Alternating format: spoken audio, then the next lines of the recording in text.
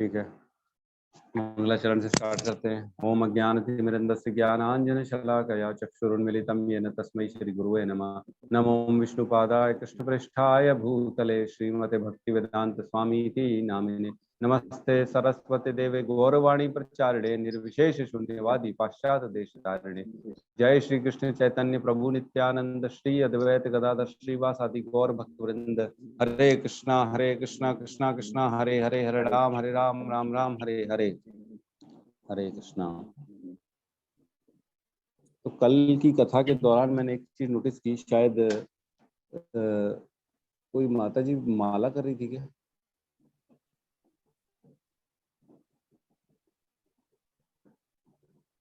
तो मैं बता दूं, कथा के दौरान, कीर्तन के दौरान, ये सब के दौरान माला नहीं करनी है, ये अपराध है। और जब माला करें तब बाकी चीजों को ध्यान से हटाएं, मतलब ध्यान सिर्फ माला में रहना चाहिए। दो काम एक साथ नहीं कर सकते हो, माला के साथ एटलीस्ट, बाकी आप जीवन में कर सकते हो, लेकिन माला के साथ दो काम एक साथ नहीं कर सकते हो। माला करते करते और कुछ नहीं कर सकते हो आप। ठीक है, कान खुले रहते हैं तो सुन लिया, कुछ चला गया कान में, वो हमारे बस में नहीं है। और थोड़ा सा टहल लिए, देख लिए, आंख इधर उधर घुमा लिए, जो कि करी करी से, मतलब जिसको रोक नहीं सकते। लेकिन आप अपनी इच्छा से, अपने आप से कोई और काम नहीं करना चाहिए हमारे माला करते करते। ठीक है,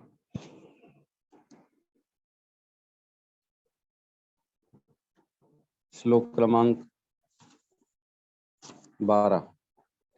यहाँ कहते हैं भगवान, इष्टान भोगान ही वो देवा दास्यन्ते यज्ञ भाविताः तैर्दत्तान प्रदायेभ्यो यो भुंक्ते स्तेन एव स। जीवन के विभिन्न आवश्यकताओं की पूर्ति करने वाले विभिन्न देवता यज्ञ संपन्न होने पर प्रसन्न होकर तुम्हारी सारी आवश्यकताओं की पूर्ति करेंगे, किंतु जो इन उपहारों को देवताओं को अर्पित किए बिना भोगता है वह निश्चित रूप से चोर है। तो देखो कितनी बड़ी बात बता दी भगवान ने यहाँ पे। स्तेन एव स, स्तेन मतलब चोर होता है, श्लोक में लिखा है ना लास्ट लाइन में, स्तेन एव स। तो स्तेन एव स मतलब वो चोर है। भगवान कह रहे हैं अपनी मुख से, वो चोर है। कौन चोर है? इष्टान भोगान ही, जो इष्टान भोगान मतलब जो अपनी जीवन की आवश्यकता वस्तुएं जो होती है ना, और जो उसकी इच्छाएं होती हैं, वो जिसको प्राप्त करता है देवताओं से। क्योंकि देवताओं को डिपार्टमेंट दिए गए हैं, जैसे अग्नि को, वरुण को, सूर्य को। और हमने देखा है कि हम ये सब चीजें कहीं से प्राप्त नहीं कर सकते। आप पानी कहीं से प्राप्त कर सकते हो क्या? खुद से घर से बना सकते हो क्या? नहीं बना सकते हो। पानी तो जो है भगवान के द्वारा और देवों के द्वारा ही मिलती है। जल हो गया, अग्नि हो गई, और जो है ना वायु हो गई, ये सब प्रकृति है, इसको हम बना नहीं सकते कभी भी। ये देवताओं पे निर्भर होने पड़ता है। सूर्य देव है, सूर्य की रोशनी जो है ना सिर्फ सूर्य दे सकता है। विटामिन डी, आजकल बोलते ना विटामिन डी खाओ, सूर्य में रहो, तो कोई और नहीं दे सकता। कोई और सूर्य की जो रोशनी का विकल्प है ही नहीं। ना आप घर में, ना साइंटिस्ट लोग कहीं पे लेबोरेटरी में उसका ऑप्शन निकाल सकते हैं, अल्टरनेट निकाल सकते हैं। तो इसमें 4-5 चीजें लिखी हैं नीचे। एक और उदाहरण है ले, यथा ऊष्मा, प्रकाश, जल, वायु आदि जो जीवन के लिए आवश्यक है, इनमें से किसी को बनाया नहीं जा सकता। परमेश्वर के बिना ना तो प्रचुर प्रकाश मिल सकता है, न चांदनी, वर्षा या प्रातःकालीन समीर हो, जिनके बिना मनुष्य जीवित नहीं रह सकता। तो जो मैन्युफैक्चरिंग करने के दिमाग में रखे हुए हैं, मैं ये बनाऊंगा, मैं वो बनाऊंगा, ये बनाऊंगा, वो खाली और खाली भोग की वस्तुएं बना सकते हैं हम लोग। लेकिन जो जीवन निर्वाह करने के लिए आवश्यक तो बेसिक चीजें, ऑक्सीजन हो गया, पानी हो गया, सनलाइट हो गई, ये कोई नहीं बना सकता। आज इतने साल हो गए रिसर्च चलते चलते चलते चलते, साइंटिस्ट लोग इतनी सारी बीमारियां आई और उसका इलाज ढूंढ रहे हैं। कैंसर इलाज ढूंढ लिए, एड्स उसका इलाज ढूंढ लिए, मलेरिया, कोलेरा, सबका इलाज निकलता जा रहा है, निकलता जा रहा है। लेकिन क्या विटामिन डी का इलाज निकला? नहीं निकला। क्या खाना, अन्न का कोई विकल्प निकला? जो विकल्प निकला भी है, सपोज करो मैन्युफैक्चरिंग हो भी गई, खाने की चीजें, बिस्कुट बन गए, ये बन गए, वो भी बनते तो अन्न से ही है। और जो उसमें बनाने की विधि है ना, उससे बल्कि हम उन चीजों की जो प्योरिटी है वो खराब हो जाती है। जो भी हम खाते हैं, मैगी खा लो, चाहे बिस्कुट खा लो, कुकीज खा लो, या जो भी मिलता है पैकेट फूड में, प्रिजर्व्ड फूड में, वो उसमें जो ओरिजिनल फॉर्म होता है उससे कम ही न्यूट्रिशन होते हैं, कभी भी उससे ज्यादा नहीं होते हैं। जैसे आता है रियल जूस, ठीक है, रियल जूस जो होता है वो रियल तो होता ही नहीं, पूरा डुप्लीकेट होता है, लेकिन लिखते रियल है और बेवकूफ बनाते हैं वो रियल लिख के। आजकल का प्रचलन देखो जो है ना, बड़ा बहुत ही आश्चर्य होता है देख के मेरे को कि नींबू पानी पीना है तो वो पैकेट खोल खोल के मिला के नींबू पानी बना देते हैं होटल वाले।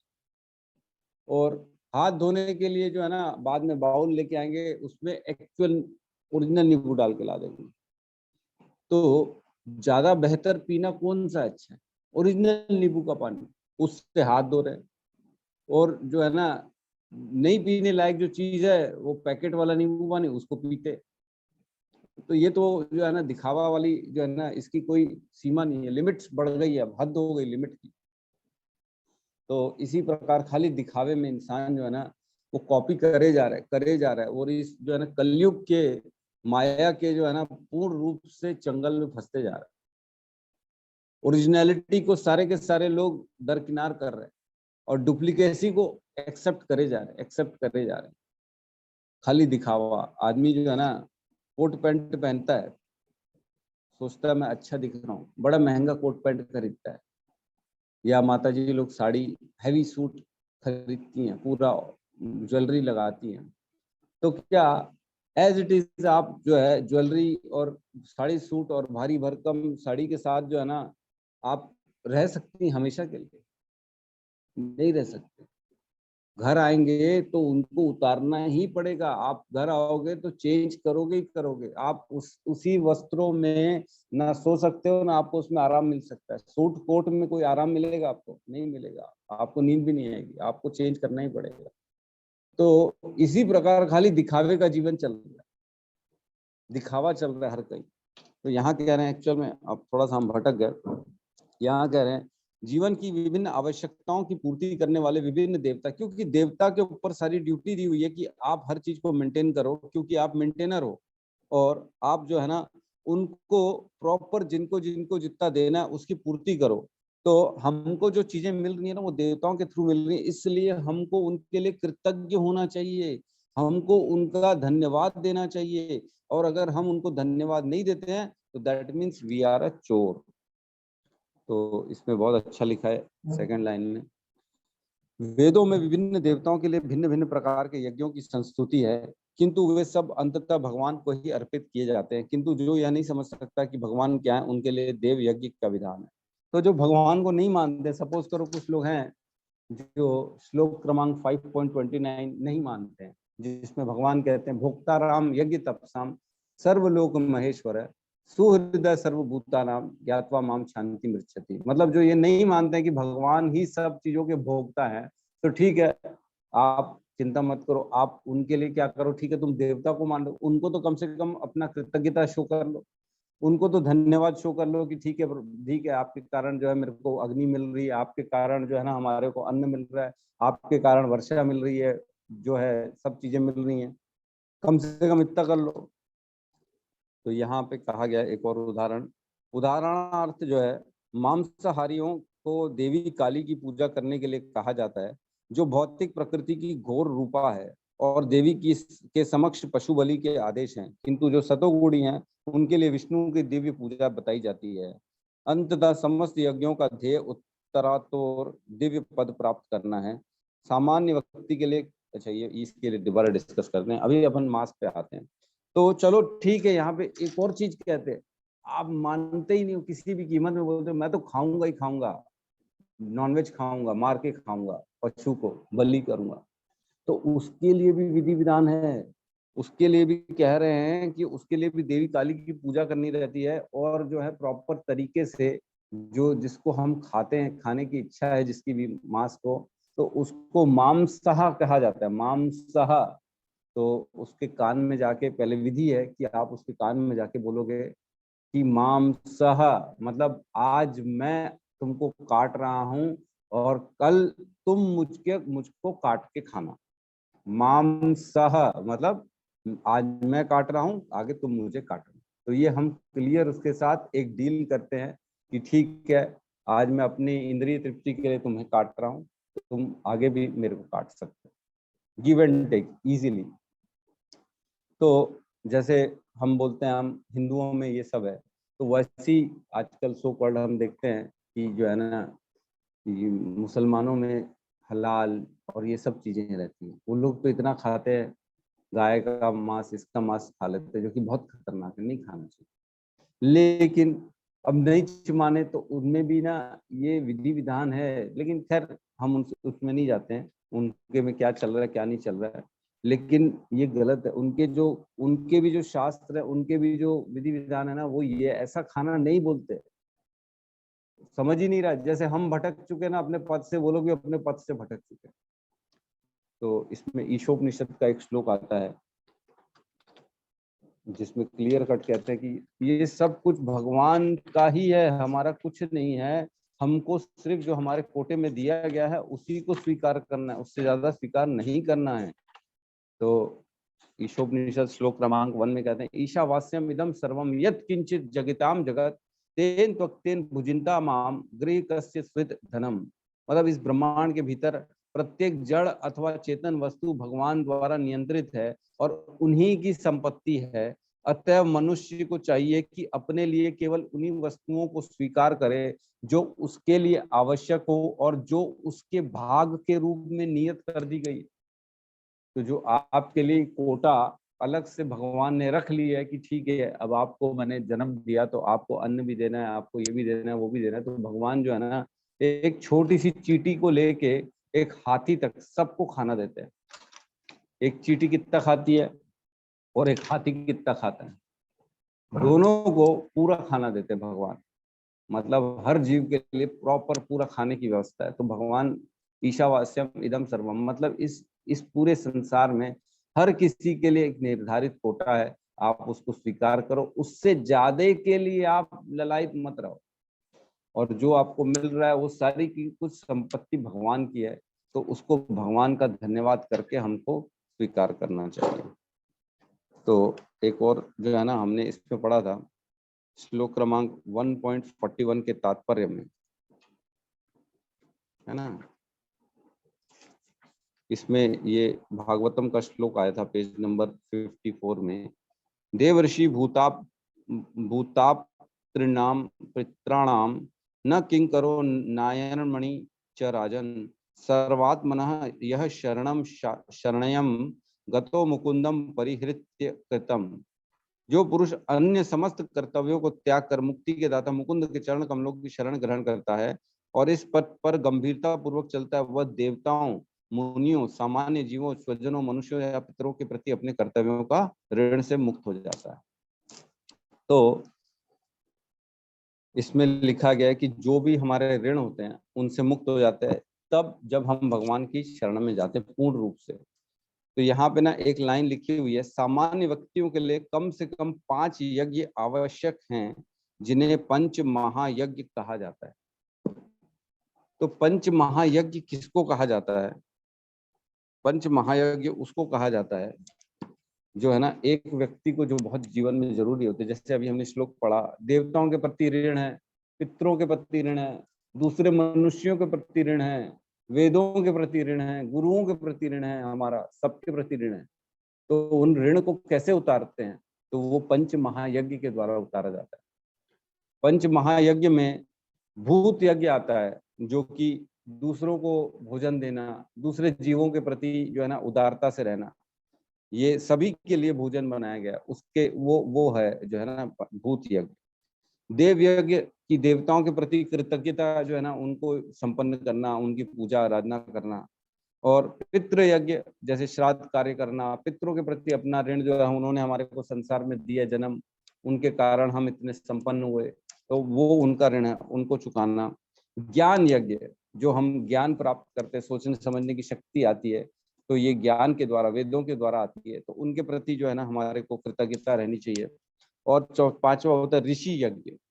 ऋषि यज्ञ मतलब जो हमारा गोत्र होता है, जो हम जिस संप्रदाय को बिलोंग करते हैं, उनका ऋण, जिन्होंने हमारे को अपनी कम्युनिटी में स्थान दिया, जिन्होंने हमारे को अपना नाम और एक जो है ना एक भाषा और एक जो हमारे को रिलीजन और जिसको हम बोलते हैं धर्म धर्म दिया, उनके प्रति हमारे को ऋण होता है।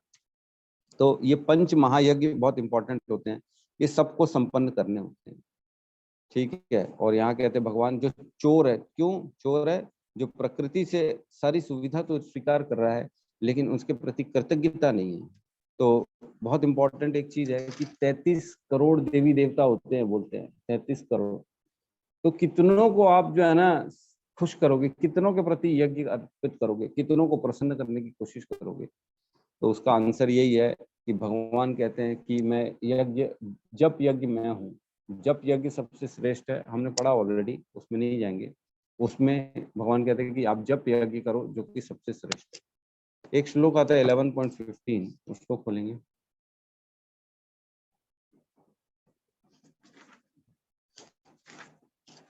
11.15 पेज नंबर 407। यहाँ कहते हैं भगवान अर्जुन कहते हैं, जब विराट रूप भगवान का देखा उन्होंने, तब उनके मुख से ये निकला।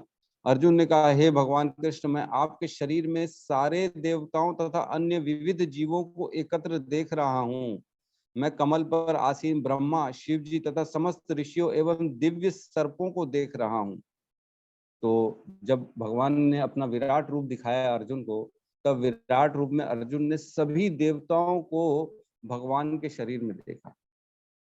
तो इसका अर्थ क्लियर कट ये है कि हमको सबकी अलग अलग पूजा नहीं करनी है, क्योंकि भगवान के अधीन है सारे देवी देवता। इसलिए हम सिर्फ अगर भगवान की प्योर भक्ति कर लेंगे तो भगवान तुष्ट हो जाएंगे, तो सब जो है ना तुष्ट हो जाएगा। भगवान कहते हैं अहम तुष्टा जगत तुष्टे, मतलब अगर भगवान संतुष्ट हैं तो सारा जगत संतुष्ट है। तो इसलिए हमारे डे टू डे लाइफ में भी कहते हैं ना कि हमको जो है ना सबको अलग अलग प्रसन्न करने की कोशिश नहीं करनी चाहिए।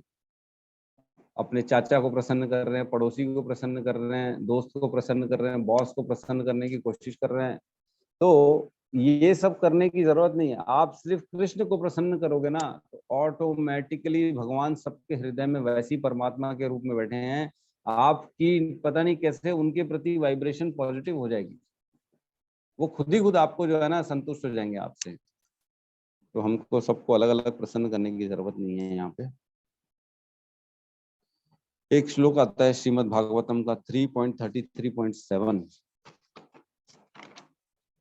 निकाल के रखा था।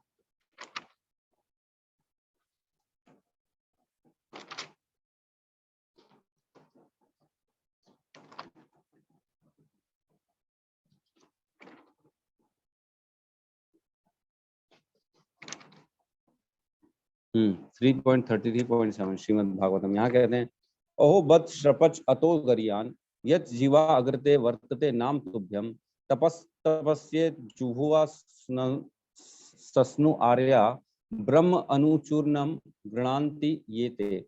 वे कितने धन्य हैं जिनके जीवा आपके पवित्र नाम का जप करती हैं।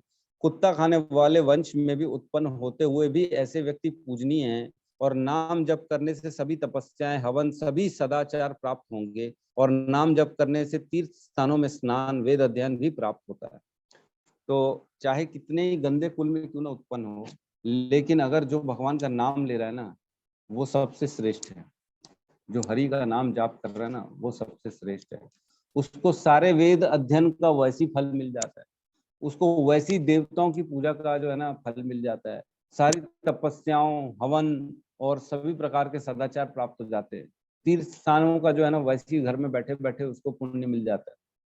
तो सिर्फ हमको भगवान का नाम जप करके हम इनके प्रति अपनी कृतज्ञता प्रकट कर सकते हैं। ठीक है, या तो आप अलग अलग यज्ञ करिए या सिर्फ नाम का कीर्तन करिए। ठीक है, तो हम एक वैसे इसमें जो है ना एक वो भी आता है, कथा भी आती है श्रीमद् भागवतम की 9.7.8 से लेके 17 तक। जिसमें हरिश्चंद्र राजा हरिश्चंद्र के बारे में बताया गया, जो कि श्री राम के वंश जो होता है ना, इक्ष्वाकु वंश, उसमें आते थे और श्री राम के पहले हैं काफी। उन्होंने जो है ना उन देवताओं से पुत्र मांगा था, तो वरुण देव ने उनको पुत्र दिया था। और वरुण देव ने जब पुत्र दिया तब बदले में उनसे फिर बोला कि पुत्र की तेरे को बलि भी देनी चाहिए, पुत्र को मेरे को समर्पित करना पड़ेगा, बलि देनी पड़ेगी। तो जब पुत्र हुआ फिर उसके बाद राजा जो है ना हरिश्चंद्र टालम टोल कर रहे थे, नहीं अभी नहीं दूंगा, अभी तो दांत भी नहीं आए, अभी दांत आने तो फिर देता हूँ। फिर दांत आ गए तो बोले नहीं अभी थोड़ा बड़े हो जाने तो फिर देता हूँ। फिर जब शिक्षा बोले शिक्षा ग्रहण कर लेना तो फिर देता हूँ। फिर बोले थोड़ा और बड़े हो जाए तब दे देता हूँ। इस प्रकार टालम टोल करने लगे। तब वरुण देव ने फाइनली जो है ना वेट करते करते नहीं दिया, तो राजा हरिश्चंद्र को बीमारी दे दी, बहुत सारी शारीरिक बीमारियां दे दी। तो इस प्रकार अगर हम देवताओं से लेते हैं और उनको कुछ नहीं देते हैं, तो बदले में देवता लोग फिर हमारे जो है ना नेगेटिव कर देंगे, कहीं ना कहीं आपको तकलीफ दे देंगे। ठीक है, तो यहाँ पे किसी को कोई क्वेश्चन है तो ठीक है, नहीं तो नेक्स्ट श्लोक में प्रवेश करते हैं।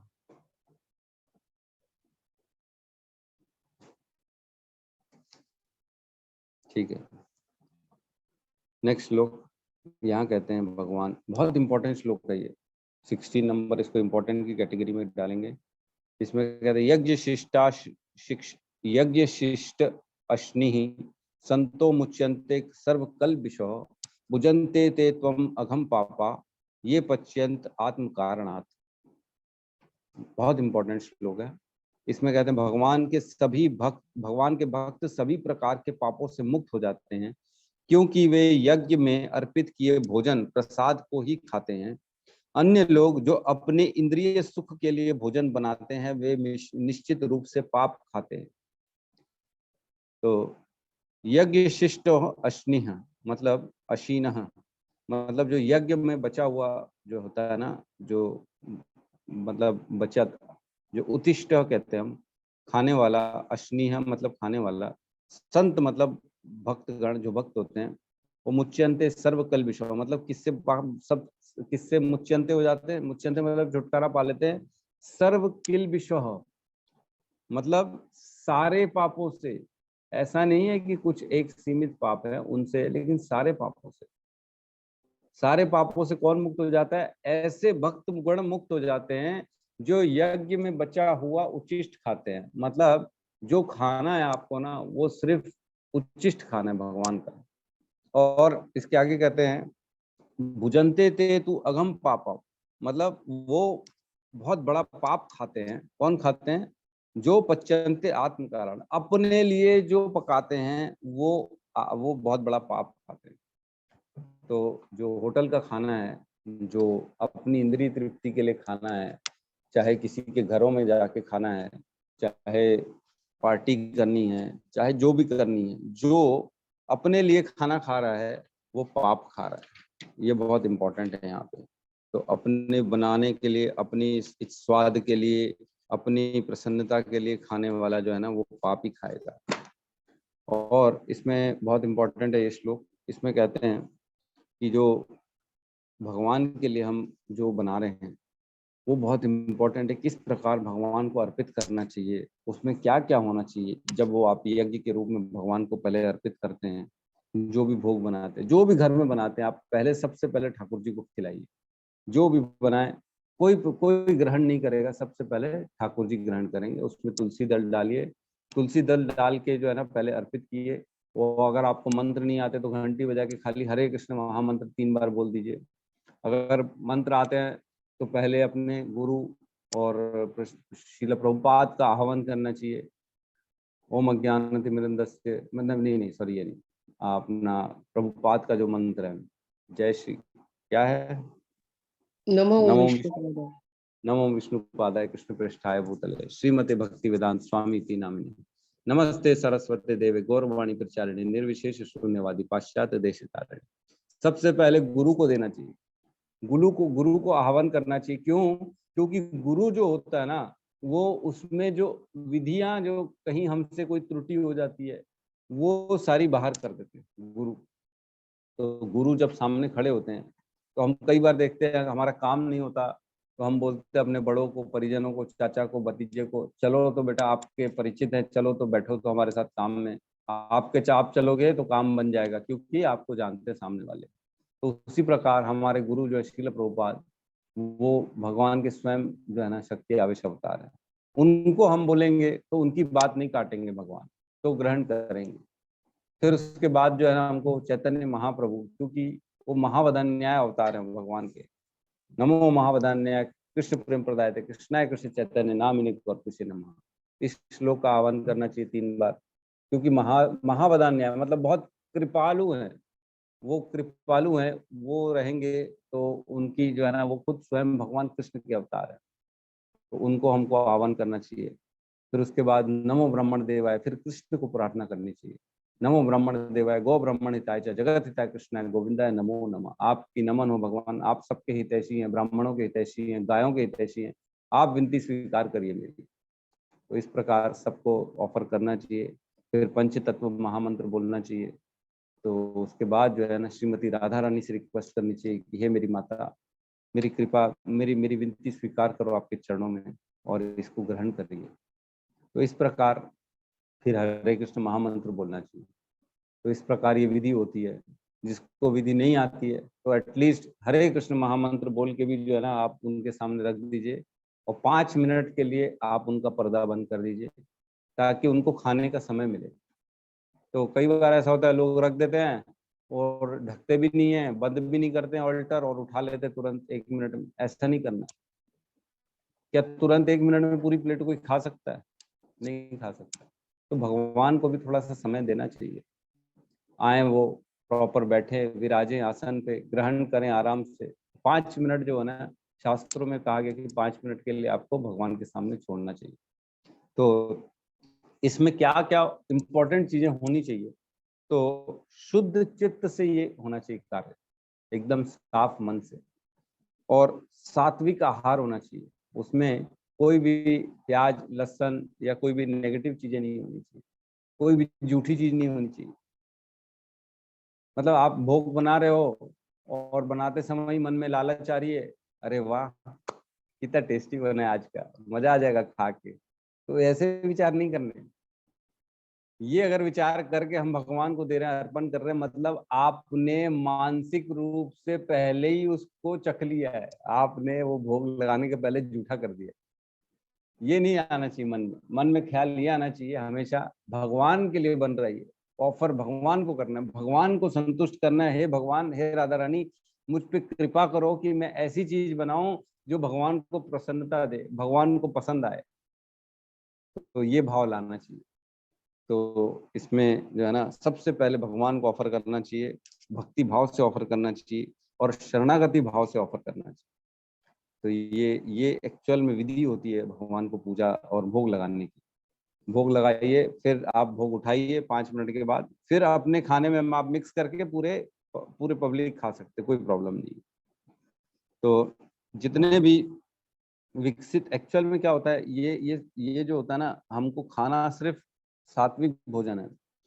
सात्विक में ऐसा है कि कई लोग बोलते हैं प्रभु जी प्याज लहसुन क्यों नहीं खाते? प्याज लहसुन में क्या प्रॉब्लम है? वो तो बोले औषधि है, वो तो कई जगह दवाई के रूप में यूज होती है।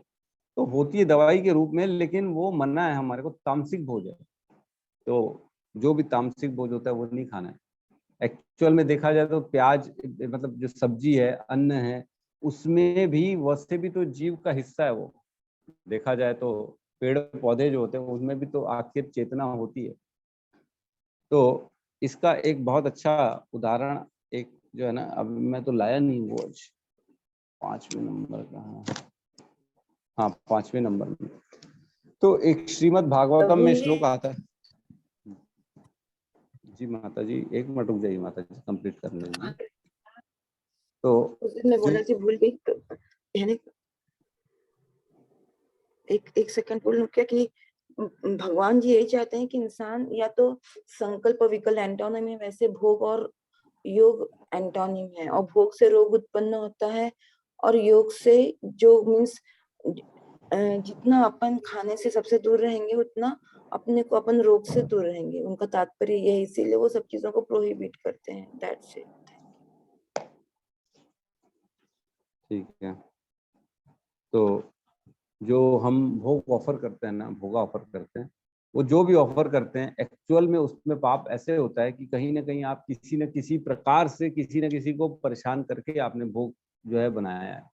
आप पेड़ से अगर फल तोड़ रहे हैं तो कहीं ना कहीं उसमें भी छोटा सा पाप रहता है, लेकिन रहता है पाप। आपने, पेड़ों में भी जान होती है, पेड़ों में भी चेतना होती है, तो लेकिन यहाँ मकसद जीवन में ये होता है कि हमको मिनिमम सिन साइकिल करने, मिनिमम सबसे कम पाप में हमको हमारा जीवन निकालना है। इसीलिए हम पेड़ पौधे और ये खाते हैं। अदरवाइज जैसे जैसे क्या होता है, जैसे जैसे जिसमें चेतना बढ़ती है ना, उस चेतना विकसित के अनुसार उनको जो है ना तकलीफ होती है। जैसे पेड़ पौधों में चेतना बहुत कम होती है, तो उनको अगर हम तोड़ते हैं तो उनमें उनको दुख और तकलीफ नहीं होती ज्यादा। लेकिन वही अगर हम किसी बकरे को काटें, मुर्गे को काटें, तो उनकी चेतना का लेवल बहुत हाई होता है। तो जितनी ज्यादा चेतना वाली आप जीव को मारेंगे ना, उतना ज्यादा आपको पाप लगता है। किसी मनुष्य मनुष्य सबसे विकसित चेतना हो गई, उससे कम चेतना हो गई गाय की, उससे कम चेतना हो गई कुत्ते की, इस प्रकार बकरे की, मुर्गे की, फिर चींटी की, मकोड़े की, ऐसा रहती है। फिर सबसे लास्ट में आता है पेड़ पौधे, उससे नीचे आता है पत्थर। पत्थर में सबसे कम चेतना बोलते हैं होती है, फिर उससे ज्यादा चेतना होती है। ये आप श्लोक खोलिए ना, इसमें मैं पढ़ के सुना देता हूँ। 5.5.21 जो होते हैं, ये है ना आपका श्रीमद् भागवतम में, इसमें क्लियर बताया गया कि किसमें कितनी चेतना होती है। ठीक है, 5.5.21-22 यहाँ बताते हैं दो प्रकार की प्रकट शक्तियां, मतलब आत्मा तथा जड़ पदार्थ में से जीव शक्ति वनस्पति घास वृक्ष तथा पौधे जड़ पदार्थ से श्रेष्ठ है। मतलब पत्थरों से श्रेष्ठ कौन हो गया? वनस्पति घास वृक्ष तथा पौधे। इन अचर पौधों तथा वनस्पतियों की तुलना में रेंगने वाले कीट तथा सरीसृप श्रेष्ठ हैं। मतलब इनसे बेटर कौन हो गए? जो रेंगने वाले हो गए। ठीक है, और कीटों तथा सरीसृपों से पशु श्रेष्ठ है। तो उनसे बेटर है पशु। ये चेतना का लेवल चल रहा है ना, चेतना किसमें ज्यादा आ रही है? क्योंकि उनमें बुद्धि विकसित होती है। पशुओं से श्रेष्ठ मनुष्य, पशुओं से मनुष्य श्रेष्ठ हैं, और मनुष्यों से भूत प्रेत, क्योंकि उनके कोई भौतिक शरीर नहीं होते। भूत प्रेतों से गंधर्व, और गंधर्वों से सिद्ध श्रेष्ठ होते हैं। सिद्धों से किन्नर, और किन्नर से असुर श्रेष्ठ होते हैं। असुरों से देवता, तथा देवताओं में स्वर्ग में रहने वाला इंद्र श्रेष्ठ है। देख रहे हो, लाइन से सारी चीज बता रहे हैं कौन किससे श्रेष्ठ है। सब में से चेतना किसकी बढ़ती चली जा रही है ना। इंद्र से भी श्रेष्ठ ब्रह्मा का पुत्र, प्रत्यक्ष पुत्र, जैसे कि राजा दक्ष, और ब्रह्मा के इन पुत्रों में भगवान शिव सर्वश्रेष्ठ हैं। शिव ब्रह्मा के पुत्र हैं, इसलिए ब्रह्मा श्रेष्ठ माने जाते हैं, किंतु वे मुझ भगवान के अधीन हैं। अब वो ये सारे के सारे भगवान के अधीन है। और लास्ट में क्या कहते हैं? और चूंकि मैं ब्राह्मणों को पूज्य मानता हूं, इसलिए ब्राह्मण सर्वश्रेष्ठ हैं। तो कुल मिला के मेरे को लगता है समझ में आ गया होगा सबको। भगवान कहते हैं कि पहले तो सबसे कम जो होती है ना चेतना, पत्थर पहाड़ इन सब चीजों में होती है, मिट्टी प्रकृति वाले में। उनसे ऊपर फिर सारे वनस्पतियां पौधे जो है पेड़, इनमें आती है चेतना थोड़ी बहुत। सबसे कम चेतना होती है, इसलिए हम इनको तोड़ के खाते हैं। इसमें सबसे कम पाप होता है। फिर इनसे ज्यादा फिर रेंगने वाले, फिर उनके ऊपर पशु, फिर उनके ऊपर मनुष्य, मनुष्यों के ऊपर गंधर्व, गंधर्वों के ऊपर किन्नर, किन्नर के ऊपर ब्रह्मा, इस तरह से। फिर ब्रह्मा के ऊपर भगवान स्वयं। स्वयं भगवान कहते हैं मैं खुद ब्राह्मणों के अधीन हूँ, मतलब डिवोटी के, वैष्णवों के अधीन है भगवान। तो सबसे श्रेष्ठ भगवान कहते हैं इस पूरी सृष्टि में वैष्णव है। तो इसलिए कहते हैं वैष्णव अपराध बहुत बड़ा अपराध होता है, उससे बचना चाहिए। किसी भी वैष्णव के प्रति कोई भी अपराध कर ले तो उसका बहुत बहुत बड़ा नुकसान हो जाएगा रहते रहते जीवन में। ठीक है, तो एक्चुअल में देखो पिछले श्लोक में जो बात की गई है ना नॉर्मल आदमी की, और यहाँ पे भक्त की बात की जा रही है। नॉर्मल नॉर्मल आदमी, पिछले श्लोक में उनको कहा गया कि तुम चलो ठीक है जो कर रहे हो, देवताओं को एटलीस्ट उनको कृतज्ञता उत्पन्न कर, अपनी कृतज्ञ कर लो। जो भी पा रहे हैं उनके प्रति। लेकिन अब यहाँ कह रहे हैं जो भक्त होते हैं ना, वो सिर्फ और सिर्फ भगवान पे निर्भर रहते हैं। भगवान को भोग खिलाएंगे, उनको देवताओं से लेना देना नहीं है। भगवान के प्रति भक्ति करेंगे तो वो जो है ना अपने आप को सारे पापों से मुक्त कर लेते हैं। तो सोचो, कई लोग कहते हैं प्रभु जी जो है ना शेर भी तो खा रहा है, सांप भी तो बिल्ली वो खा रहा है, चूहा खा रहा है, और जो है ना सब लोग एक दूसरे को खा रहे, तो हम क्यों नहीं खाएं? कई लोग कहते हैं। क्वेश्चन होता है, हम भी तो खा सकते हैं। शेर खा रहा है, कुत्ता खा रहा है बिल्ली को, बिल्ली खा रहा है चूहे को, चूहा खा रहा है मकोड़े को, मकोड़ा खा रहा है इसको। तो ये तो बोले प्रभु जी सब खाते एक दूसरे को, तो हम भी खा सकते हैं। तो जो है ना सब खा रहे हैं, सब पशु हैं, उनके पास बुद्धि नहीं है, आपके पास बुद्धि है। आपके पास सर्वश्रेष्ठ मनुष्य बुद्धि है, मनुष्य बताया सबसे श्रेष्ठ है। आप कंपैरिजन कर सकते हो, उनके ऊपर कंपैरिजन का कोई बोध नहीं है। जानवर कभी ये नहीं सोचता कि कल क्या होगा, आज मैं ऐसा कर रहा हूँ इसका कल का रिजल्ट क्या होगा, उसके पास ये बुद्धि नहीं होती है। मनुष्य के पास बुद्धि होती है। और मनुष्य की चेतना जो होती है ना, वो शुद्ध बनाना चाहिए उसको सात्विक आहार खा के। जैसे जैसे सात्विक आहार खाएगा, जैसे हमने कल पिछले श्लोक में पढ़ा था ना, आहार शुद्धो सत्व शुद्धि, सत्व शुद्धो ध्रुव स्मृति, स्मृति लभन्ते सर्व ग्रंथि नाम विप्र मोक्ष। तो मोक्ष का जो जड़ है नीचे, वो आहार है। आहार से धीरे धीरे धीरे धीरे धीरे आप ऊपर, आपकी बुद्धि विकसित होगी और आप मोक्ष तक प्राप्त कर सकते हो, जो कि इजी नहीं है। सारी योनियां क्रॉस करके मनुष्य जीवन आता है, इसमें ही सिर्फ आपको मोक्ष की द्वार खुलते हैं, अदरवाइज नहीं खुलते। बाकी योनियों में कोई मोक्ष का द्वार नहीं है। तो एक चैतन्य चरितमृत में श्लोक आता है अंत लीला में 6.278 में। इसमें कहते हैं, विषयीर अन्न खाई ले, मलिन है मन, मलिन मन है ले, नहे कृष्णेर स्मरण। मतलब विषयी व्यक्ति के द्वारा भेंट किया हुआ अन्न का भोजन खाने से खाने वाले का मन भी मलिन हो जाता है, और ऐसे मलिन मन के द्वारा कृष्ण का स्मरण नहीं हो पाता। तो भगवान चैतन्य की इस बात से एक निष्कर्ष यह निकलता है कि अन्न जो है ना पकाने वाला कौन है, वो भक्ति कर रहा है कि नहीं कर रहा है, उसके अंदर क्या चेतना है, वही चेतना हमारे अंदर खाने वाले के भी अंदर आ जाती है। तो अगर कोई खिला रहा है, होटल वाला कुक जो है, आजकल बड़े कुक हो गए, आजकल शेफ हो गए, जिसको बड़ा ड्रेस व्रेस पहन के, ग्लोव्स पहन के खड़ा कर दिया जाता है। तो अगर उसके अंदर चेतना है कि मैं आज किसी का मर्डर कर दूंगा, और वो खाना बना रहे हैं, तो खाने वाले के अंदर भी ये विचार ऑटोमेटिकली आ जाएंगे कि मैं भी किसी का मर्डर करूं। सोचो, इतनी इन डेप्थ है ये सारे शास्त्र हमारे, साइंस नहीं पहुंच सकता यहाँ पे। तो एक श्लोक आता है 9.26, उसको खोलेंगे।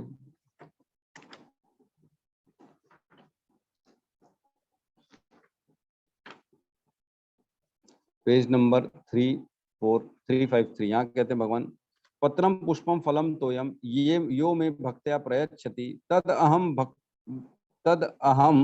भक्तिर उपहृतम अश्नामि प्रयत्न आत्मनः। मतलब यदि कोई प्रेम तथा भक्ति के साथ मुझे पत्र, पुष्प, फल या जल प्रदान करता है, तो मैं उसे स्वीकार करता हूँ। तो बेसिक कंडीशन भगवान की स्वीकार करने की क्या हो गई? प्रेम और भक्ति। ये अगर होगी तब भगवान को अर्पित भोग वो स्वीकार करेंगे, नहीं तो इमीडिएटली रिजेक्ट कर देंगे। मतलब आपके खाने बनाने से लेके भोग अर्पण तक आपको प्रेम और भक्ति बनाए रखनी है। अगर भक्ति नहीं रहेगी तो भगवान स्वीकार नहीं करेंगे। भाव ग्रहाई जनार्दन, भगवान भाव को ग्रहण करते हैं। विदुर रानी जो थी ना, उन्होंने केले के छिलके खोल खोल के केला फेंका और छिलका भगवान को अर्पण करते जा रही थी। कृष्ण भगवान जब गए थे, और भगवान प्रेम भाव में उसके छिलके खा रहे थे, केला का जो अंदर गुदा होता है वो फेंकती जा रही थी। उनको इतना भान नहीं था कि मैं क्या खिला रही हूँ। वो प्रेम और भक्ति में इतनी बह चुकी थी कि देख ही नहीं रही थी। तो भगवान वो भी खा के खुश हो रहे थे कि वाह क्या खिला रही है। तो भगवान सिर्फ भक्ति और प्रेम देखते हैं। भगवान ये नहीं देखते कि आज आपने 4 आइटम बनाए, 50 आइटम बनाए, आपने तो ये डाला उसमें वो डाला, और शोबाजी करके एकदम सजा के थाली दे रहे भगवान को। वो तो ठीक है, आप अपनी भाव से कर सकते हो, लेकिन सबसे बेसिक चीजें प्रेम और भक्ति होनी चाहिए। इसके अलावा हम देखते हैं शबरी जो थी वो अपना जूठा खिला रही थी भगवान को, बेर। तो जो जूठा बेर था ना, भगवान वो भी ग्रहण कर लिए। लक्ष्मण खड़े थे बाजू में, बोले क्या कर रहे हो प्रभु, जूठा खा रहे हो आप, वो भी एक शबर जाति की औरत से। तो राम भगवान को देख के वो बड़ा मुंह कान बना रहे थे अर्जुन, बोले ऐसे कैसे खा रहे हैं मेरे भैया को ये क्या खिला रही। लेकिन वो ग्रहण करते जा रहे थे और खुशी खुशी ग्रहण कर रहे, क्योंकि वो भाव देख रहे थे, प्रेम देख रहे थे। वो ये देख रहे थे कि शबरी चाहती है कि एक भी खट्टा बेर भगवान तक ना पहुंचे। मतलब मैं अगर खट्टा है, कड़वा है, कोई प्रॉब्लम है, तो उसको मैं पहले ही रिजेक्ट कर दूं, भगवान तक नहीं पहुंचना। तो ये भाव था उसका एक्चुअल। तो इस प्रकार से भगवान स्वीकार करते हैं, और जो भी भक्त खाते हैं वो सिर्फ भक्ति अर्पित किया हुआ भोजन खाते हैं। और अर्पित किया हुआ भोजन खाने से पाप मुक्त हो जाता है। वो भोजन सर्व कल्पिष्टो, सब पापों से दूर हो जाते हैं, मुक्ति मिल जाती है। तो बहुत बड़ी ये सीढ़ी है हमारे को भगवान तक पहुंचने की। हमारे को चित्त शुद्ध करना है, पाप रहित होना है, तो सिर्फ और सिर्फ भगवान को अर्पित किया हुआ भोग ही स्वीकार, प्रसाद ही स्वीकार करना चाहिए। ठीक है, तो इसमें एक लास्ट की 3 लाइन में यहाँ पे लिखा है कंक्लूजन। अतः सभी प्रकार से सुखी रहने के लिए मनुष्य को पूर्ण कृष्ण भावनामृत में संकीर्तन यज्ञ करने की सरल विधि बताई जानी चाहिए, अन्यथा संसार में शांति या सुख नहीं हो सकता। तो जैसे जैसे हम सारे रूल्स रेगुलेशंस फॉलो करेंगे तो हमारे को शांति प्राप्त होगी। एक और ब्रह्म संहिता का श्लोक का वर्णन आया है यहाँ पे। प्रेमांजनुच्छरिता भक्ति विलोचनेन संत सदैव हृदयेषु विलोकयन्ति। तो ये ब्रह्म संहिता का श्लोक है। इसमें कहा गया कि प्रेम का अंजन लगाना चाहिए हमारी आंखों में भगवान को देखने के लिए, तभी भगवान हमारे सामने प्रकट होते हैं। हर चीज भगवान स्वीकार तभी करते हैं जब हमारे हमारे पास प्रेम रहेगा, भक्ति रहेगी। तो भक्ति के साथ अर्पण करेंगे तो भगवान स्वीकार करेंगे। ठीक है, यहाँ किसी का कोई डाउट है तो हम ले सकते हैं।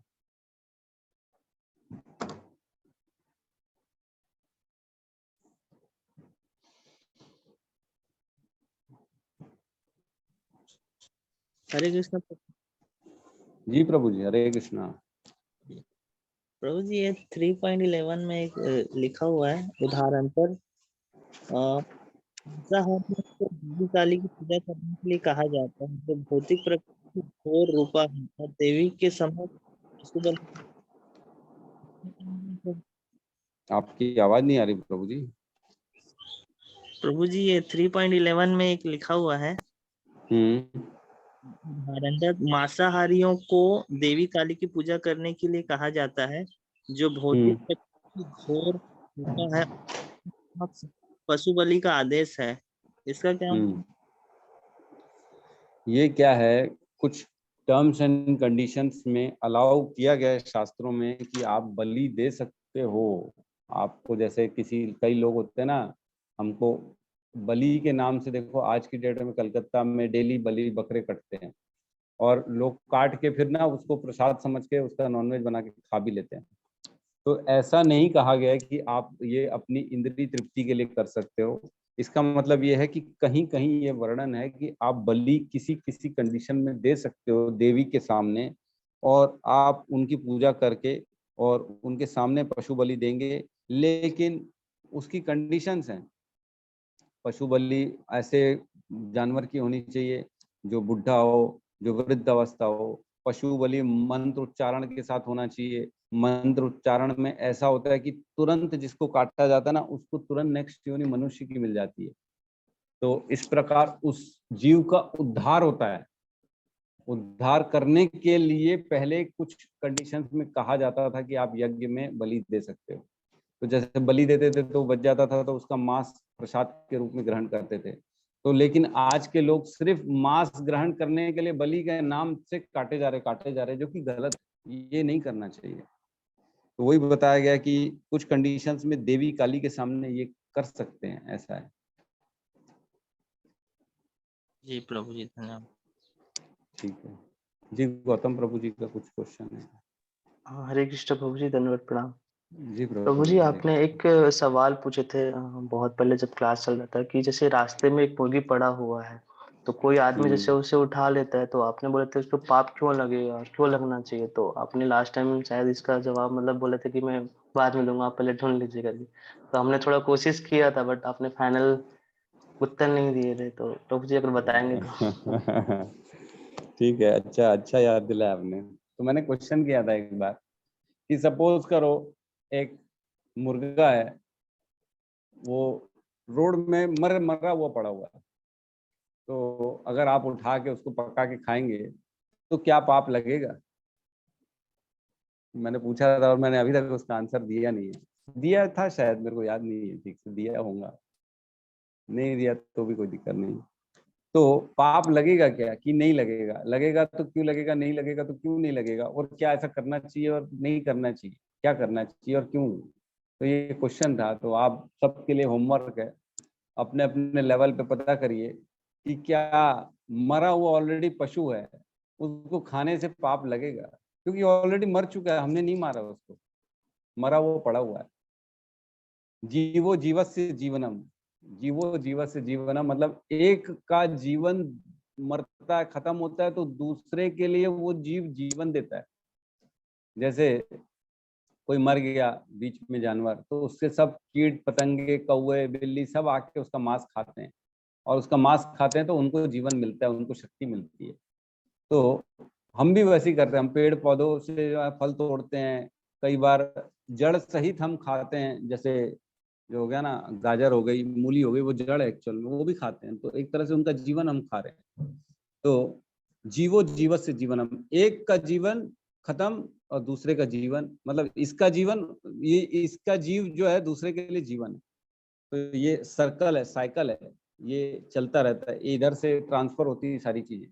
एक ने अपनी हट पौधे ने बनाई अपना शरीर, और दूसरे ने उस शरीर को खा लिया, जैसे हमने खा लिया उसके शरीर को। हमारा हमने शरीर बनाया, हमने अपने शरीर को जो है ना दफन किया, तो उसमें से सारे कीट पतंगे निकलेंगे, वो सब हमारा खा लेंगे। कीट पतंगे हमारे शरीर से अपना शरीर बना लिया, फिर कीट पतंगे को कौन खाएगा? बिल्ली खा लेगी, चूहा खा लेगा, उनका शरीर बन जाएगा।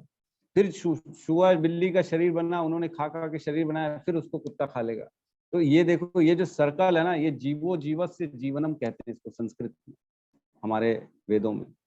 लेकिन अब चलो ठीक है, ये तो ठीक है, लेकिन अगर हमने मरे हुए को खा लिया तो क्या होगा उसमें? तो आप सब वर्किंग करिएगा, बताइएगा कल परसों, ठीक है? फिर से होमवर्क है, ठीक है गौतम प्रभु? जी प्रभु जी। फिर समझते हैं क्या है, क्या चक्कर है। देखो, पाप तो लगता है, मिनिमम सिन साइकिल मैंने बताया आपको कि मिनिमम सिन में हमको हमारा जीवन काटना है, कम से कम जिसमें पाप लगे। पत्थर में सबसे कम पाप लगेगा, तो पत्थर हम खा नहीं सकते, लेकिन पत्थर खा के पचा नहीं सकते, उसमें शक्ति नहीं है। इसलिए उससे ऊपर कौन आया, अभी मैंने भागवतम में बताया, उससे ऊपर है वनस्पतियां, पेड़ पौधे, इनमें कम, इससे कम चेतना मतलब इनमें रहती है। फिर इसलिए हम उनको खाते हैं जिसमें सबसे कम चेतना है, ठीक है? तो कल बताइएगा, कल परसों में पूछेंगे हम, और किसी का कोई डाउट है तो ले सकते हैं।